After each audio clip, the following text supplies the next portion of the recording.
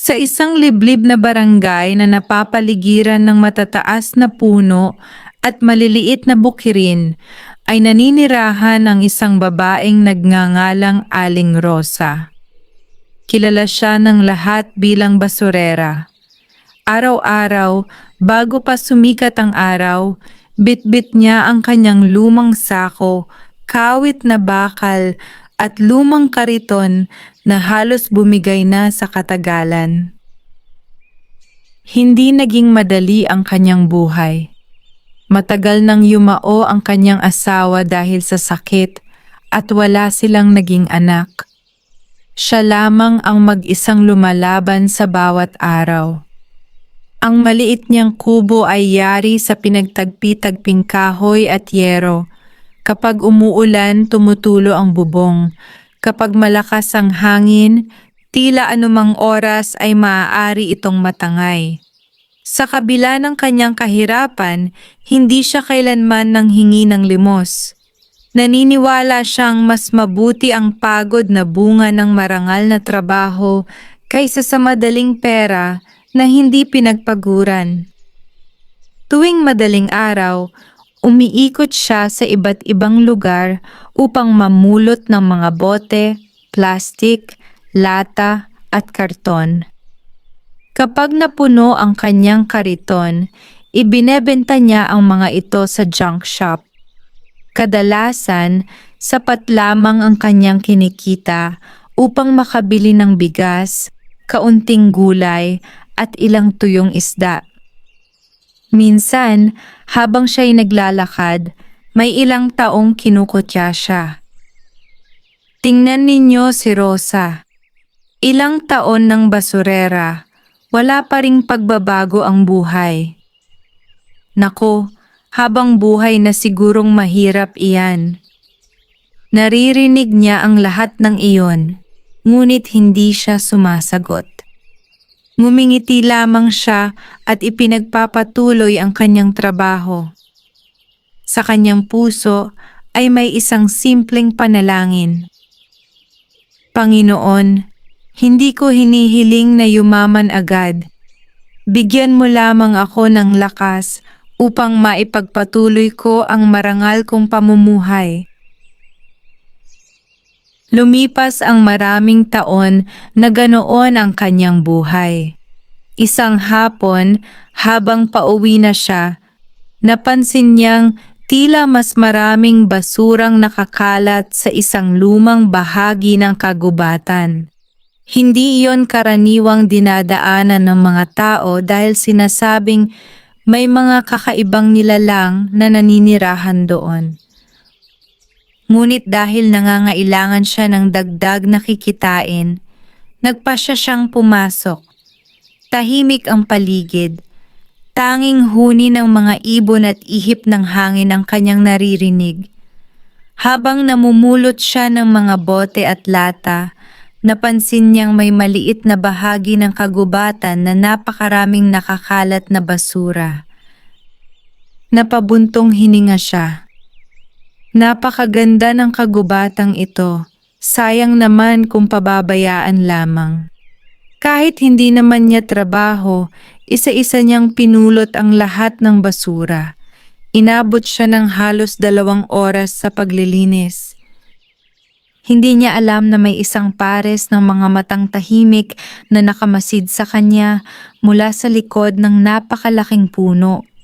Matapos niyang malinis ang paligid, nakakita siya ng isang maliit na lumang palayok na halos natabunan na ng tuyong dahon. Akala niya'y isa lamang itong sirang paso, kaya maingat niya itong inilagay sa kanyang sako upang maibenta rin bilang lumang bakal kung may mapapakinabangan pa. Ngunit nang iaangat na niya ang kanyang kariton, may mahina siyang narinig na tinig. Maraming salamat. Napalingon siya. Wala siyang nakitang tao. Inisip niyang baka guni-guni lamang iyon dahil sa pagod. Nagpatuloy siya sa paglalakad. Ilang hakbang pa lamang ang kanyang nagagawa nang muli niyang marinig ang tinig. Hintayin mo ako. Bigla siyang huminto. Tumibok ng mabilis ang kanyang dibdib. Dahan-dahan siyang lumingon sa direksyong pinanggalingan ng boses. Sa ilalim ng isang matandang punong balete ay may kakaibang liwanag na unti-unting lumalakas. Hindi ito nakakasilaw. Bagkus, nagbibigay ito ng kakaibang init at kapayapaan. Unti-unting lumabas mula sa liwanag ang isang maliit na nilalang na halos kasinlaki lamang ng isang bata. Mahaba ang puting balbas nito, kulay berde ang kasuotan, at may hawak na maliit na tungkod na kumikislap. Nanigas si Aling Rosa sa kanyang kinatatayuan. Hindi siya makapaniwala sa kanyang nakikita. Ngumiti ang maliit na nilalang. Huwag kang matakot. Hindi pa rin makapagsalita si Aling Rosa. Muli itong nagsalita. Marami ng taong dumaan dito. Marami ang nagtapon ng basura. Marami rin ang sumira sa kagubatan. Ngunit ikaw lamang ang naglinis nang walang hinihintay na kapalit. Napayuko si Aling Rosa. Kalikasan din po ang nagbibigay sa atin ng buhay. Hindi ko po kayang panoorin itong marumi. Lalong ngumiti ang mahiwagang nilalang. Dahil sa kabutihan ng iyong puso, hindi masasayang ang iyong ginawa. Nagtaka si Aling Rosa. Hindi ko po kailangan ng gantimpala. Tumango ang maliit na nilalang. Iyan ang dahilan kung bakit karapat-dapat kang pagpalain. Biglang umihip ang malamig na hangin. Kumikislap ang buong paligid. Unti-unting lumiwanag ang maliit na tungkod ng mahiwagang nilalang. Hindi pa alam ni Aling Rosa na ang simpleng kabutihang ginawa niya sa araw na iyon ang magiging simula ng pinakadakilang pagbabago sa kanyang buhay. Isang basbas na magpapabago sa kanyang kapalaran magpakailanman. Tahimik na nakatayo si Aling Rosa habang pinagmamasdan ang maliit na nilalang na nababalot ng banayad na liwanag. Hindi pa rin siya makapaniwala sa kanyang nasasaksihan. Sa buong buhay niya, marami na siyang narinig na kwento tungkol sa mga duwende, ngunit hindi niya inakalang darating ang araw na makakaharap niya ang isa. Muling nagsalita ang matandang duwende. Aling Rosa, matagal na kitang pinagmamasdan.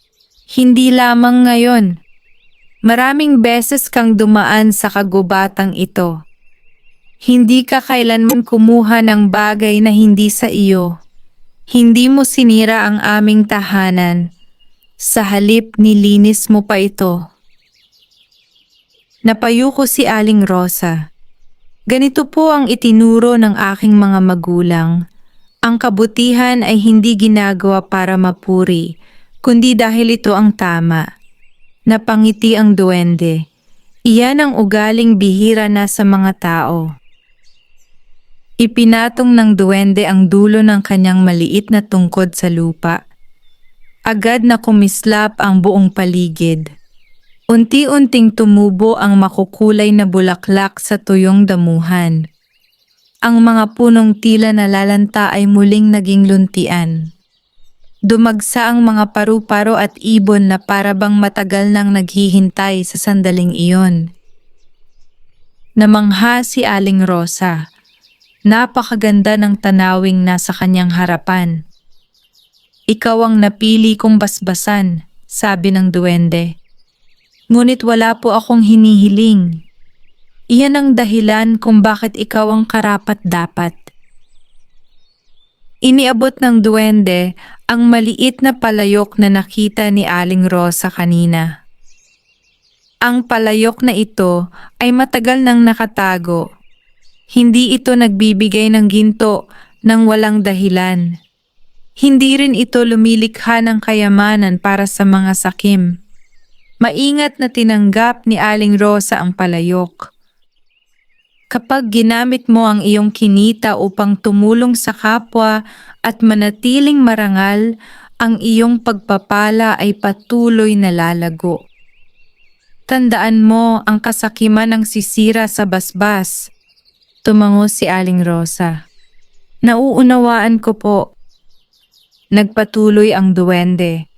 Bukas ng madaling araw, ilagay mo sa loob ng palayok ang unang baryang kinita mo sa iyong marangal na paghahanap buhay. Huwag mong gamitin ang palayok para sa kasamaan. Huwag kang manlalamang ng kapwa at huwag mong ipagmamayabang ang biyayang matatanggap mo. Pagkasabi nito ay unti-unting naglaho ang liwanag. Kasabay nito ay nawala rin ang duwende. Muling bumalik sa katahimikan ang kagubatan. Bitbit ang mahiwagang palayok, umuwi si Aling Rosa sa kanyang maliit na kubo. Kinabukasan, gaya ng nakagawian, maaga siyang bumangon at namulot ng mga recyclable na basura. Pagkatapos niyang maibenta ang mga ito sa junk shop, kumita siya ng 150 piso. Kinuha niya ang unang baryang natanggap niya bilang sukli at inilagay iyon sa loob ng palayok. Wala namang nangyari. Napangiti siya. Hindi mahalaga kung totoo man o hindi. Magpapasalamat pa rin ako. Iniwan niya ang palayok sa isang sulok ng kanyang kubo at natulog ng gabing iyon. Pagsapit ng umaga, nagising siya dahil sa sinag ng araw na tumatama sa loob ng bahay. Napatingin siya sa palayok. Nanlaki ang kanyang mga mata. Ang isang baryang inilagay niya kagabi ay naging 5. Hindi siya agad naniwala. Maingat niyang binilang ang mga ito. 5 magkakaparehong barya ang nasa loob. Napaupo siya sa sahig. Himala. Ngunit naalala niya ang sinabi ng duwende. Hindi niya ginastos ang lahat. Ginamit lamang niya ang sapat na halaga upang bumili ng pagkain at ilang kagamitan sa paglilinis ng kanilang barangay. Habang lumilipas ang mga araw, napansin niyang lalo pang dumarami ang biyayang natatanggap niya. Hindi man biglaan ang pagyaman, unti-unti namang lumalaki ang kanyang kinikita. Nakabili siya ng mas matibay na kariton, mas maraming sako, at nagsimula siyang bumili ng mga recyclable mula sa ibang namumulot upang maibenta sa mas malaking junk shop. Unti-unti ring gumanda ang kanyang kabuhayan, ngunit kasabay ng kanyang pag-asenso ay may mga taong nagsimulang magtaka. Paano yumayaman si Aling Rosa? May sikreto yata siya. Hindi kaya may nakatagong kayamanan? Hindi alam ni Aling Rosa na may isang taong lihim na sumusunod sa bawat galaw niya. Isang taong handang gawin ang lahat upang malaman ang pinagmumulan ng kanyang unti-unting pagyaman. Mabilis na kumalat sa buong barangay ang balitang unti-unti na gumaganda ang buhay ni Aling Rosa. Ang dating luma at kalawangin niyang kariton ay napalitan ng bago. Nakapagpagawa rin siya ng mas matibay na bubong sa kanyang kubo upang hindi na ito tumulo kapag umuulan. Ngunit sa kabila ng kanyang pag-unlad, hindi nagbago ang kanyang ugali. Araw-araw ay maaga pa rin siyang bumabangon upang mamulot ng mga bote, plastik, lata at karton. Hindi niya ikinahihiya ang kanyang trabaho. Sa halip, lalo pa niyang pinagbutihan ang kanyang hanapbuhay. Kapag may matandang hirap magbuhat ng mga gamit, agad niya itong tinutulungan. Kapag may batang gutom, binibigyan niya ng pagkain. Kapag may kapitbahay na walang pambili ng gamot, tahimik siyang nag-aabot ng kaunting tulong. Dahil dito, maraming tao ang humanga sa kanya. Ngunit hindi lahat ay masaya sa kanyang tagumpay. Isa sa kanila ay si Lando, isang lalaking kilala sa barangay na tamad ngunit mapag-inggit. Sa halip na magtrabaho ng marangal, mas gusto niyang maghanap ng madaling paraan upang yumaman. Isang araw ay nakita niyang maraming mamimili ang dumidiretso kay Aling Rosa upang magbenta ng kanilang mga recyclable. Napakunot noo siya. Hindi maaari, dati ay halos wala siyang makain. Ngayon tila hindi na uubusan ng pera. Mula noon ay lihim niya itong sinundan. Kinabukasan, madaling araw pa lamang ay nagtago na si Lando sa likod ng mga puno habang pinagmamasdan si Aling Rosa. Nakita niyang tulad ng dati ay maingat itong pinupulot ang bawat piraso ng basura. Hindi lamang sa mga kalsada kundi maging sa tabi ng ilog at sa paligid ng kagubatan. Napailing siya. Ito lang ba ang ginagawa niya? Maghapon siyang naghintay ngunit wala siyang nakitang kakaiba. Pagsapit ng hapon ay muli niyang sinundan si Aling Rosa hanggang sa lumang bahagi ng kagubatan. Doon niya nakita ang babae na muling naglilinis ng mga basurang iniwan ibang tao. Tahimik lamang itong namumulot at inilalagay ang mga basura sa kanyang sako. Nainis si Lando. Sayang ang oras niya. Ngunit maya-maya ay napansin niyang huminto si Aling Rosa sa ilalim ng isang matandang punong balete. Tahimik itong yumuko na tila may kausap. Hindi niya marinig ang kanilang pinag-uusapan. Biglang umihip ang malamig na hangin. Kumislap ang paligid. Nagulat si Lando. Ano iyon? Sinubukan niyang lumapit upang makita ang nangyayari. Ngunit sa bawat hakbang niya ay lalo lamang siyang nahihirapang makausad. Para bang may hindi nakikitang pader na humaharang sa kanya. Pinilit pa rin niyang sumulong. Ngunit bigla siyang nadapa. Kasabay noon ay naglaho ang mahiwagang liwanag. Nang tumingin siyang muli, si Aling Rosa ay naglalakad na pauwi na parang walang nangyari. Hindi pa rin niya nakita kung sino ang kausap nito. Mas lalo siyang naging mausisa. Hindi ako titigil hanggat hindi ko nalalaman ang sikreto niya. Samantala, habang pauwi si Aling Rosa, napansin niyang tila may sumusunod sa kanya. Huminto siya at lumingon. Ngunit walang tao. Nagpatuloy siya sa paglalakad. Sa kanyang pagdating sa kubo, ay inilagay niya ang unang baryang kinita niya sa loob ng mahiwagang palayok, tulad ng itinuro ng duwende. Pagkatapos ay lumuhod siya at taimtim na nanalangin. Maraming salamat sa lahat ng biyayang natatanggap ko. Gabayan mo po sana akong manatiling mabuti at mapagpakumbaba. Kinabukasan ay muli na namang dumami ang laman ng palayok, ngunit hindi niya ito inaksaya. Sa halip, bumili siya ng isa pang kariton at ipinagamit ito sa isang matandang namumulot ng basura na hirap ng maglakad. Labis ang pasasalamat ng matanda. Aling Rosa, napakabuti mo, hindi ko ito malilimutan. Ngumiti lamang siya. Kapag tayo ay pinagpapala, mas lalong dapat tayong magbahagi. Lingid sa kanyang kaalaman, nakasilip lamang sa bintana ng kanyang kubo si Lando. Nakita niya kung saan itinago ni Aling Rosa ang maliit na palayok. Napangisi siya. Ngayong gabi, malalaman ko rin ang lihim ng kanyang kayamanan. Pagsapit ng gabi, nabalot ng katahimikan ang buong barangay. Isa-isang namatay ang mga ilaw sa mga bahay at tanging huni ng kuliglig ang maririnig sa paligid. Mahimbing nang natutulog si Aling Rosa matapos ang maghapong pagtatrabaho. Bago siya pumikit ay muli siyang nagpasalamat sa Diyos at sa biyayang natanggap niya.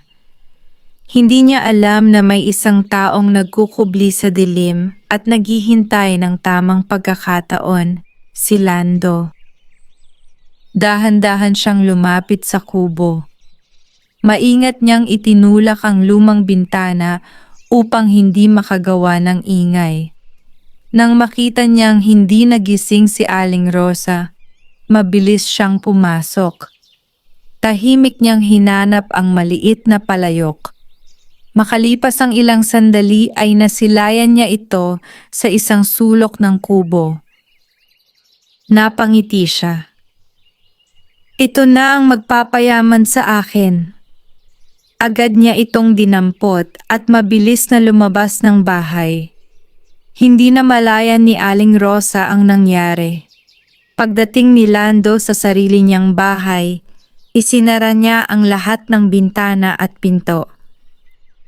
Inilapag niya ang palayok sa mesa. Ngayon, akin na ang kayamanan. Kumuha siya ng isang lumang barya at inilagay iyon sa loob ng palayok. Tahimik siyang naghintay. Lumipas ang ilang sandali.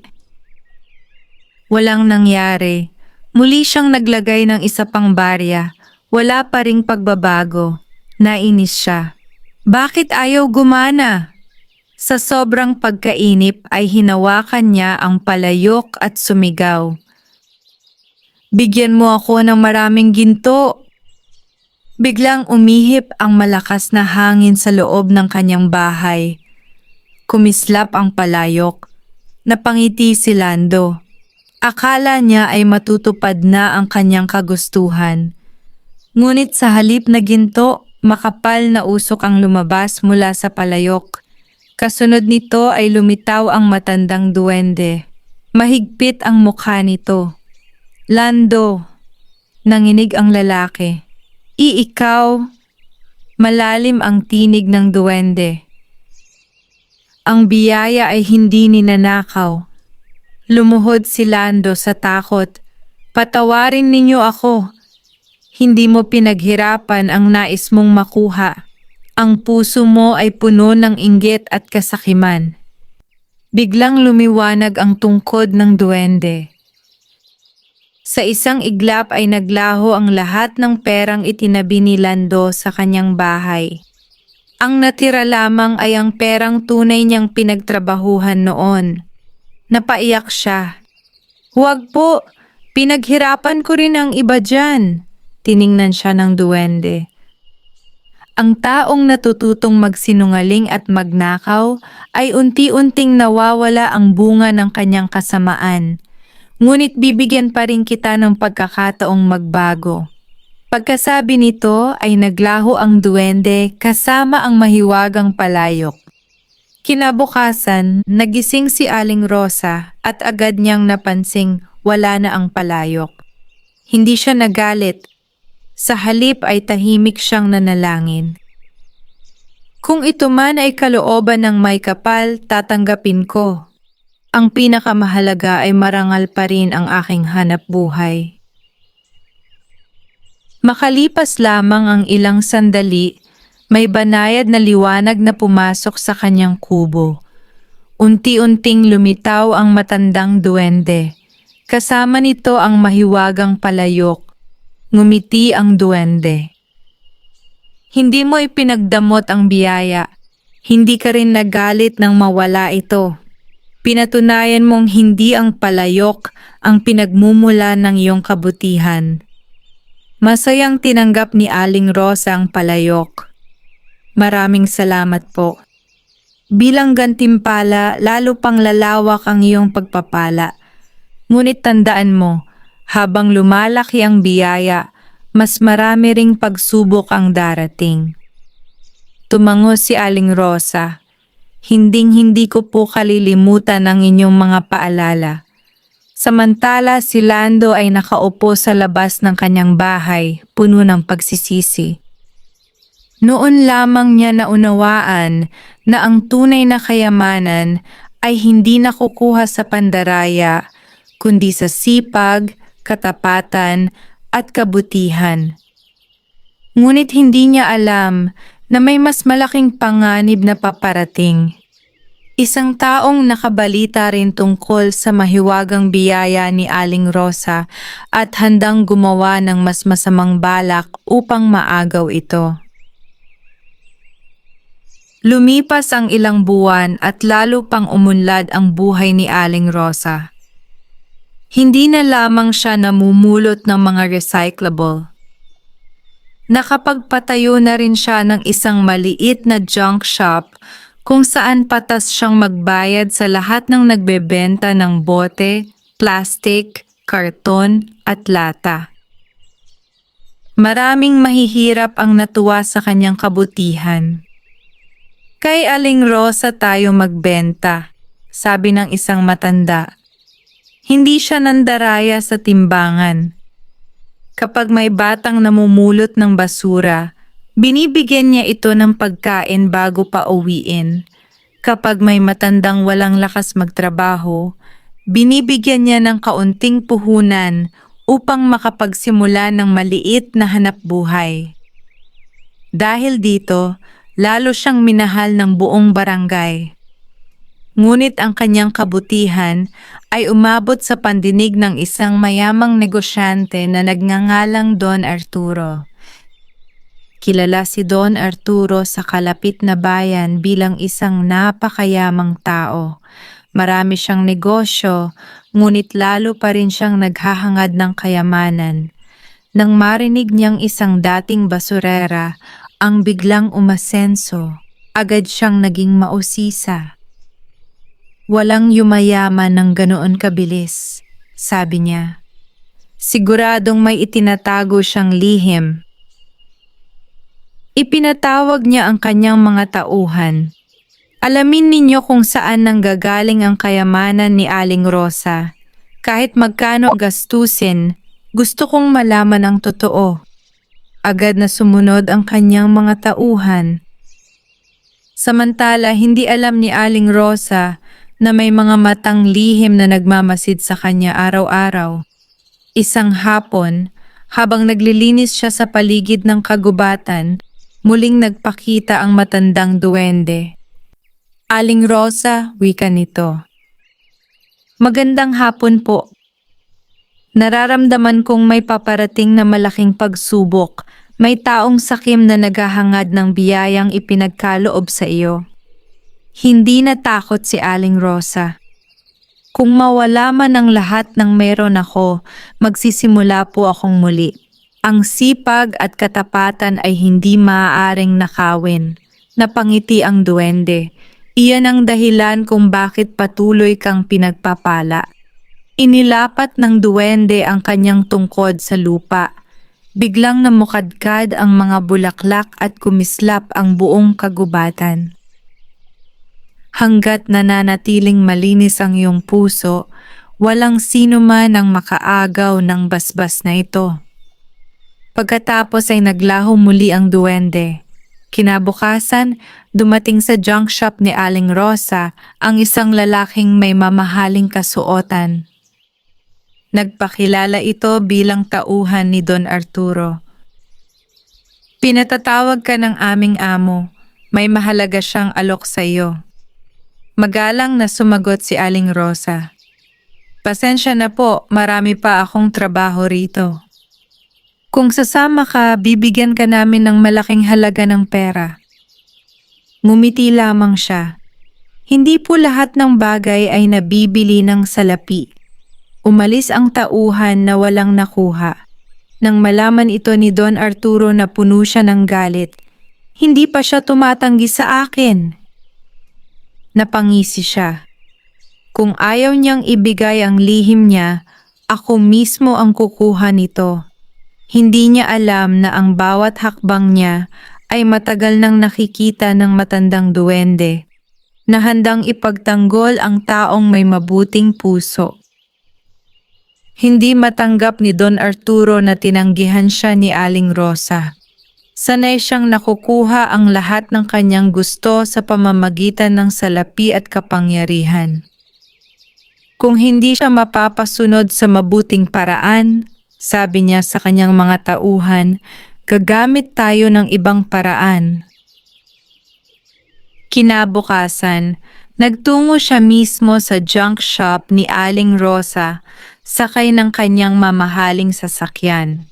Agad siyang sinalubong ng mga tao sa paligid. Lumapit siya kay Aling Rosa at ngumiti. Magandang umaga. Ikaw ba si Aling Rosa? Opo. Narinig ko ang tungkol sa iyong negosyo. Humahanga ako sa sipag mo. Maraming salamat po. May alok ako sa iyo. Bibilhin ko ang buong junk shop mo sa halagang 10 milyong piso. Nagulat ang mga taong nakarinig. Ngunit nanatiling kalmado si Aling Rosa. Maraming salamat po sa inyong alok, ngunit hindi ko po ipinagbibili ang negosyong ito. Nagtaka si Don Arturo. Bakit? Hindi ba sapat ang 10 milyon? Hindi po pera ang pinakamahalaga sa akin. Ang negosyong ito ang nagbibigay ng kabuhayan sa maraming tao. Napangisi si Don Arturo. 20 milyon. Umiling si Aling Rosa. Hindi pa rin po. Napuno ng inis ang negosyante. Wala siyang nagawa kundi umalis, ngunit hindi siya sumuko. Nang gabing iyon, lihim niyang pinasundan ng ilan sa kanyang mga tauhan sa kagubatan. Inakala niyang doon nakatago ang lihim ng kayamanan ni Aling Rosa. Pagdating nila sa ilalim ng matandang punong balete, nagsimula silang maghukay sa paligid. Biglang lumakas ang ihip ng hangin. Nagdilim ang kalangitan, nanginig ang lupa. Isa-isang namatay ang kanilang mga sulo. Mula sa likod ng puno ay lumitaw ang matandang duwende. Mahigpit ang kanyang titig. Umalis kayo! Nagkatinginan ang mga tauhan. Isa sa kanila ang sumigaw. Hanapin ninyo ang kayamanan. Biglang kumislap ang tungkod ng duwende. Sa isang iglap, ang lahat ng hinukay nilang lupa ay bumalik sa dati nitong ayos. Ang kanilang mga pala ay naging mabibigat na tila hindi na nila maiangat. Natakot ang mga tauhan. Tumakbo na tayo! Nagmamadali silang umalis ng kagubatan. Kinabukasan, ikinuwento nila ang lahat kay Don Arturo. Ngunit hindi siya naniwala. Mga duwag lang kayo. Nagpasya siya mismo ang pumunta sa kagubatan. Pagsapit ng hapon, mag-isa siyang nagtungo sa matandang punong balete. Kung may nagbabantay man dito, sigaw niya, lumabas ka. Maya-maya'y isang banayad na liwanag ang lumitaw. Unti-unting nagpakita ang matandang duwende. Ano ang iyong pakay? Matapang na sumagot si Don Arturo. Gusto ko ang kayamanang ibinigay mo kay Aling Rosa. Mas karapat dapat ako dahil mas marami akong negosyo. Umiling ang duwende. Ang biyaya ay hindi ibinibigay sa pinakamayaman. Ibinibigay ito sa may pinakamabuting puso. Natawa si Don Arturo. Kabutihan, hindi iyon nagpapayaman. Tahimik na itinaas ng duwende ang kanyang tungkod. Nagkakamali ka. Sa isang iglap, nakita ni Don Arturo ang mga taong minsan niyang niloko sa negosyo, ang mga manggagawang hindi niya pinasahod ng tama, at ang mga pamilyang nawalan ng kabuhayan dahil sa kanyang kasakiman. Nanginig siya. Unti-unting nawala ang mga pangitain. May panahon ka pang magbago. wika ng duwende. Ngunit kung ipagpapatuloy mo ang iyong kasakiman, mawawala ang lahat ng iyong kayamanan. Pagkasabi nito ay naglaho ang duwende. Tahimik na umuwi si Don Arturo, dala ang takot at pag-aalinlangan. Samantala, walang kaalam-alam si Aling Rosa sa nangyari. Patuloy lamang siyang namuhay ng may kababaang loob at tumutulong sa mga nangangailangan. Ngunit sa malayo, may isang aninong nakamasid sa kanilang lahat, isang makapangyarihang nilalang na matagal nang naiinggit sa basbas ng matandang duwende at nagbabalak itong agawin. Lumipas ang ilang araw matapos ang pagkikita ni na Don Arturo at ng matandang duwende. Tahimik na muli ang buong barangay, ngunit sa kailaliman ng sinaunang kagubatan ay may isang nilalang na matagal nang nagmamasid. Isa itong maitim na espiritong nagngangalang Ulgar. Noon pa man ay naiinggit na ito sa mga biyayang ipinagkakaloob ng matandang duwende sa mga taong may mabuting puso. Hindi nito matanggap na ang kabutihan ang siyang pinagmumulan ng tunay na kayamanan. Mula sa madilim na bahagi ng kagubatan, bumulong ito sa sarili. Kung hindi ko maagaw ang mahiwagang basbas, sisirain ko ang taong nagtataglay nito. Samantala, tulad ng dati, maaga pa ring bumangon si Aling Rosa. Inikot niya ang barangay upang mamulot ng mga bote, plastik, lata at karton. Habang naglalakad, napansin niyang tila kakaiba ang paligid. Ang mga ibong dati masayang umaawit ay biglang tumahimik. Ang malamig na simoy ng hangin ay napalitan ng mabigat na katahimikan. Nang marating niya ang kagubatan, nakita niyang unti-unting nalalanta ang ilang halaman. Nag-alala siya. Ano kaya ang nangyari rito? Agad niyang sinimulang linisin ang paligid at diniligan ang mga natutuyong halaman gamit ang tubig mula sa batis. Habang abala siya, muling nagpakita ang matandang duwende. Ngunit ngayon ay tila nanghihina ito. Aling Rosa, mahina nitong sabi. Po? Bakit tila kayo nanghihina? May masamang nilalang na nais sirain ang biyayang ipinagkaloob sa iyo. Hindi nito kayang kunin ang basbas, kaya sinusubukan nitong wasakin ang kagubatan. Nalungkot si Aling Rosa. Hindi po natin iyon dapat hayaan, ngumiti ang duwende. Kaya ikaw ang napili ko. Ang iyong kabutihan ay nagbibigay lakas sa aming tahanan. Hindi nag-atubili si Aling Rosa. Ano po ang maaari kong gawin? Ituloy mo lamang ang paggawa ng mabuti.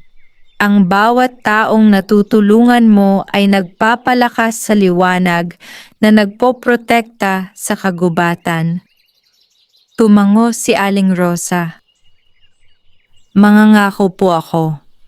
Mula noon ay lalo pa niyang pinalawak ang kanyang pagtulong. Nagbigay siya ng libreng pagkain sa mga matatandang walang hanap buhay. Naglaan siya ng mga basurahan sa iba't ibang bahagi ng barangay upang manatiling malinis ang kapaligiran. Nagpatanim din siya ng daan-daang punong kahoy kasama ang mga kabataan. Unti-unting naging luntian at masigla ang buong barangay. Ngunit habang lumalakas ang liwanag ng kabutihan, lalo namang nagingingit-ngit sa galit si Ulgar. Hindi maaari. Habang dumarami ang kanyang kabutihan, lalo akong nanghihina. Sa sobrang galit, nagpasya siyang magpakita sa anyo ng isang ordinaryong matanda. Kinabukasan, Nagtungo siya sa junk shop ni Aling Rosa. Ako po'y gutom na gutom, sabi niya. Hindi nagdalawang isip si Aling Rosa. Pinapasok niya ang matanda at pinakain ng mainit na lugaw, tinapay at tubig. Tahimik na minasdan ni Ulgar ang kabutihan ng babae. Hindi niya inaasahang totoong bukal sa puso ang pagtulong nito. Nang makaalis siya, napabuntong hininga siya. Bakit hindi ko siya magawang kamuhian? Ngunit nanaig pa rin ang kanyang kasamaan. Hindi! Kailangan kong tapusin ang kanyang biyaya. Hindi niya alam na nasaksihan ng matandang duwende ang lahat. At alam nitong nalalapit na ang pinakamalaking laban, ang labanan ng kabutihan at kasamaan, kung saan nakasalalay hindi lamang ang kapalaran ni Aling Rosa, kundi pati ang buong kagubatan. Makalipas ang ilang araw, nagsimulang magbago ang kalagayan ng buong barangay. Ang dating luntian at masiglang kagubatan ay muling nabalot ng kakaibang katahimikan. Ang mga ibon ay tila nagsilisan at ang malamig na simoy ng hangin ay napalitan ng mabigat na pakiramdam. Napansin ito ni Aling Rosa habang papunta siya sa kagubatan upang mamulot ng mga recyclable at maglinis ng paligid. Panginoon, sana'y wala namang masamang nangyayari, mahina niyang bulong. Pagdating niya sa ilalim ng matandang punong balete, nakita niyang nakaupo ang matandang duwende. Maputla ito at tila hirap ng tumayo. Mabilis siyang lumapit. Ano pong nangyari sa inyo? Mahinang ngumiti ang duwende.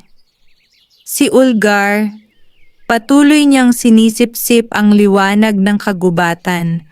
Kapag tuluyan niyang nagawa iyon, mawawala ang lahat ng basbas na nagpoprotekta sa lugar na ito.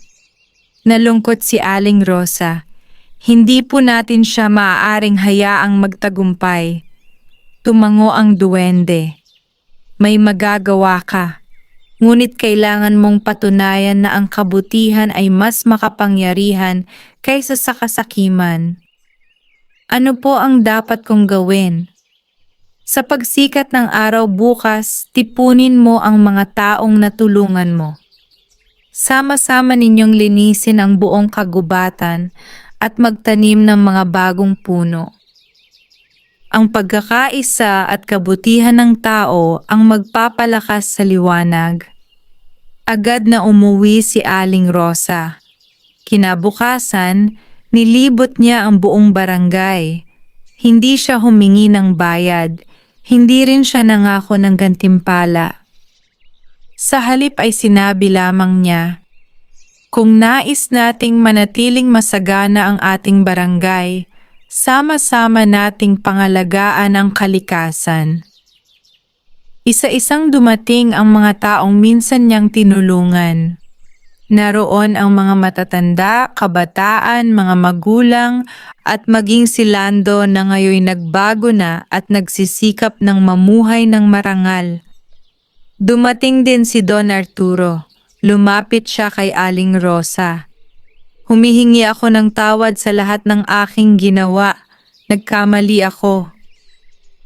Ngumiti si Aling Rosa. Ang tunay na pagbabago ay nagsisimula sa taos pusong pagsisisi. Buong araw silang nagtulungan. Namulot sila ng basura. Nagtanim ng mga punla. Nilinis ang batis. Naglagay ng mga basurahan sa paligid. Habang lumilipas ang oras, unti-unting lumiwanag ang buong kagubatan. Namukadkad ang mga bulaklak. Bumalik ang mga ibon. Lumakas ang agos ng malinaw na tubig sa batis. Ngunit sa kailaliman ng kagubatan, nagngingit-ngit sa galit si Ulgar. Hindi! Hindi maaring manaig ang kabutihan. Lumabas siya mula sa kanyang pinagtataguan. Nabalot ng maitim na usok ang paligid. Nanginig ang lupa. Nagulat ang mga tao. Biglang lumitaw ang matandang duwende sa harap ni Aling Rosa. Oras na! Mahigpit na hinawakan ni Aling Rosa ang maliit na mahiwagang palayok. Biglang nagliwanag ito. Ang liwanag mula sa palayok ay nagsimulang lumawak at kumalat sa buong kagubatan. Ang liwanag ng bawat taong gumawa ng kabutihan ay nagsanib at naging isang napakalakas na sinag. Unti-unting napaatras si Ulgar. Hindi maaari. Ngunit kahit napalilibutan na siya ng liwanag, hindi pa siya tuluyang natatalo. Sa kanyang huling lakas, sumigaw siya. Babalik ako! Kasabay noon ay naglaho siya sa gitna ng makapal na usok. Tahimik na bumalik ang kagubatan sa dati nitong kagandahan. Napangiti ang matandang duwende. Aling Rosa, hindi pa ito ang katapusan. Ang huling pagsubok ay darating at doon ganap na malalaman kung sino ang tunay na karapat-dapat sa pinakadakilang basbas. Tahimik na tumango si Aling Rosa, handang harapin ang anumang pagsubok na naghihintay. Pagkaraan ng pagkatalo ni Ulgar, muling naging payapa ang buong kagubatan. Mas luntian ang mga puno, mas malinaw ang tubig sa batis, at nagsibalikan ang mga ibon at iba pang hayop. Nagtipon ang mga tao sa barangay upang pasalamatan si Aling Rosa. Ngunit ngumiti lamang siya at nagsabi, "Hindi ako ang dapat ninyong pasalamatan. Ang tunay na dahilan ng pagbabagong ito ay ang ating pagkakaisa at ang kabutihang ipinakita ng bawat isa." Lalong humanga ang mga tao sa kanyang kababaang loob. Kinagabihan, habang tahimik na nagpapahinga si Aling Rosa sa kanyang kubo, muling nagliwanag ang mahiwagang palayok. Lumabas ang matandang duwende. Ngayon ay mas maliwanag at mas malakas na ang kanyang anyo. Aling Rosa, wika nito, natapos mo ang pinakamabigat na pagsubok. Napayuko si Aling Rosa. Hindi ko po iyon magagawa kung wala ang inyong paggabay. Umiling ang duwende. Hindi. Ang lakas ay nanggaling sa iyong mabuting puso. Ang basbas ay gabay lamang. Ikaw ang pumili ng tamang landas. Iwinagayway ng duwende ang kanyang tungkod.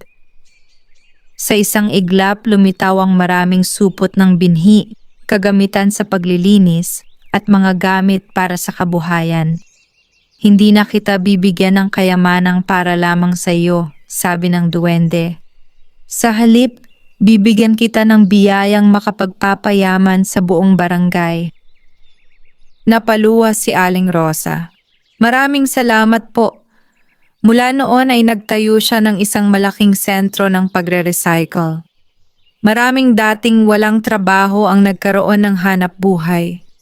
Nagpatayo rin siya ng maliit na aklatan para sa mga bata, nagbigay ng mga scholarship sa masisipag na mag-aaral, at tumulong sa pagpapatayo ng isang libreng klinika para sa mga mahihirap.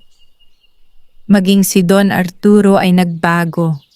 Ginamit niya ang malaking bahagi ng kanyang kayamanan upang tumulong sa mga nangangailangan at magtayo ng mga proyektong makatutulong sa kalikasan. Si Lando naman ay naging masipag na manggagawa at isa sa mga pangunahing tagapangalaga ng kagubatan. Makalipas ang ilang buwan, muling nagpakita ang matandang duwende. Panahon na upang kunin ko ang mahiwagang palayok. Walang pag-aalinlangang iniabot ni Aling Rosa ang palayok. Hindi po ako malulungkot. Sapat na ang mga biyayang natanggap ko. Napangiti ang duwende. Iyan ang huling patunay na karapat-dapat ka sa tunay na kayamanan. Sa isang kisap mata, naglaho ang palayok. Ngunit hindi nawala ang kasaganaan ni Aling Rosa. Patuloy na lumago ang kanyang mga negosyo dahil sa kanyang sipag, katapatan, at pagmamalasakit sa kapwa. Bago tuluyang maglaho ang duwende, sinabi nito, "Ang pinakamalaking basbas ay hindi ang kayamanan. Ito ay ang pusong marunong magbahagi." Pagkatapos ay tuluyan na itong naglaho, iniwan si Aling Rosa na may ngiti at pusong puno ng pasasalamat. Lumipas ang maraming taon. Ang maliit na barangay na minsang kilala sa kahirapan ay naging isa sa pinakamalinis at pinakamaunlad na lugar sa kanilang lalawigan.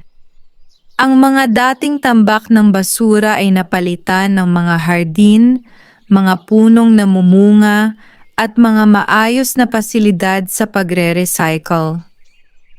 Sa gitna ng lahat ng pagbabagong iyon, ay nanatiling simple ang buhay ni Aling Rosa.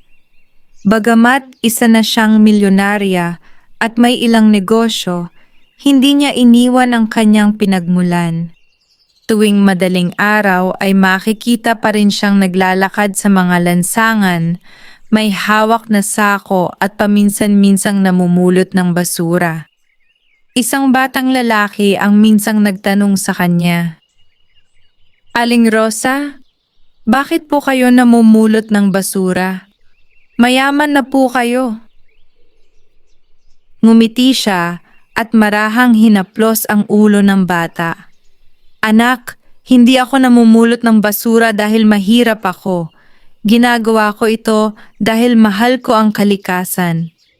Ang marangal na trabaho ay hindi dapat ikahiya." Napangiti ang bata at tumango. Dahil sa kanyang mabuting halimbawa, maraming kabataan ang natutong maglinis ng kanilang kapaligiran at magtapon ng basura sa tamang lugar. Nagpatuloy rin si Aling Rosa sa pagtulong sa mga nangangailangan. Nagpatayo siya ng paaralan para sa mga batang kapos sa buhay, nagbigay ng kabuhayan sa mga byuda at matatanda, at nagtayo ng mga recycling center sa mga karatig barangay upang mas marami pang pamilya ang magkaroon ng disenteng hanap buhay. Isang gabi, habang naglalakad siya sa tabi ng matandang punong balete, bigla niyang nakita ang isang munting liwanag. Unti-unti itong lumapit. Mula roon ay lumitaw ang matandang duwende. Ngunit ngayon ay mas maliwanag ang kanyang anyo kaysa noon. "Aling Rosa," wika nito. Napangiti si Aling Rosa. "Maraming taon na po ang lumipas. Natutuwa akong makita kayong muli." "Ako man, dumating ako upang magpaalam." "Magpapaalam?" "Natapos na ang aking tungkulin. Ang kagubatan ay ligtas na, at ang mga taong tinulungan mo ay natuto ng mamuhay ng may kabutihan." Napaluha si Aling Rosa. "Hindi ko po makakalimutan ang lahat ng inyong itinuro." Ngumiti ang duwende. "Hindi ang mahika ang nagpabago sa iyong buhay. Ang tunay na nagpayaman sa iyo ay ang iyong sipag, katapatan, kababaang loob, at pagmamahal sa kapwa." Iwinagayway nito ang kanyang maliit na tungkod. Biglang kumislap ang buong kagubatan. Namukadkad ang libo-libong bulaklak, nagsayawan ang mga alitaptap, at umawit ang mga ibon na tila nakikiisa sa kanilang pamamaalam. Pagkaraan ng ilang sandali, unti-unting naglaho ang matandang duwende. Hindi na ito muling nakita. Ngunit nanatili ang mga aral na iniwan nito sa puso ni Aling Rosa at ng buong barangay. Makalipas pa ang maraming taon, si Aling Rosa ay kinilala bilang isang huwaran ng sipag at kabutihan. Ang kanyang kwento ay naging inspirasyon sa maraming tao na nagsisimula sa kahirapan, ngunit hindi sumusuko sa buhay. At sa tuwing may batang magtatanong kung totoo bang may duwending nagbasbas sa isang basurera na naging milyonarya, ngingiti na lamang ang matatanda at sasabihin, maaaring may mahika, ngunit ang pinakamakapangyarihang biyaya ay ang mabuting puso. Kapag marangal ang iyong pamumuhay at handa kang tumulong sa kapwa, darating din ang mga pagpapalang hindi mo inaasahan. Mula noon, ang pangalan ni Aling Rosa ay hindi na lamang naalala bilang isang dating basurera. Naalala siya bilang isang babaeng nagpatunay na ang tunay na kayamanan ay hindi nasusukat sa dami ng salapi, kundi sa dami ng buhay na iyong natulungan at nabigyan ng pag-asa. Wakas.